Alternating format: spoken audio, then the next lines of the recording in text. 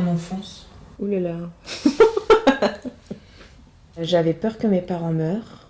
Quand j'étais petite, je me souviens, je rêvais souvent qu'il y en avait un des deux qui mourait. J'avais peur du noir assez petit et j'avais peur de tous les bruits, tout ce qui craquait le soir quand on se couchait. Ça, c'était des choses qui m'inquiétaient pas mal. J'ai peur... de quoi j'ai peur? De pas grand-chose. Des araignées.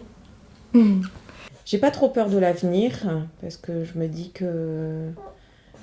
il faut qu'on verra bien, les enfants s'adaptent et qu'ils s'adapteront malheureusement à la situation un peu catastrophiste qui est annoncée. J'ai peur que vraiment mes enfants aient pas confiance en eux et qu'ils soient pas sûrs d'eux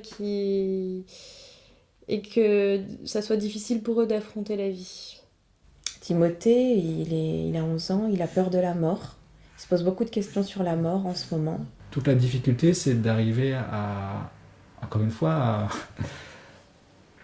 à prendre le temps de décrypter ce moment-là, ce moment hyper important, qui est juste une façon d'exprimer une peur, une inquiétude, et non pas juste un moment pour faire une crise ou pour faire ce qu'on entend régulièrement d'un enfant qui fait sa colère. Enfin, moi, j'ai eu des peurs assez intenses et finalement, elles sont plus là. J'ai essayé d'y lutter pendant des années, de les fuir, et en fait, ça n'a rien apporté. Pour être à l'écoute de son corps, c'est-à-dire de sa respiration, voilà, je pense que ça permet d'arrêter justement le mental qui s'emballe et qui fait qu'on est dans la peur.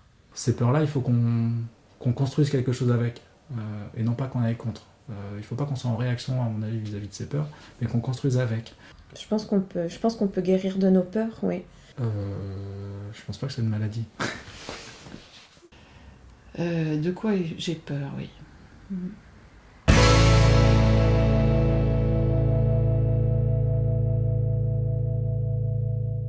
Je dirais essentiellement aujourd'hui de l'avenir et en particulier de l'état de la planète.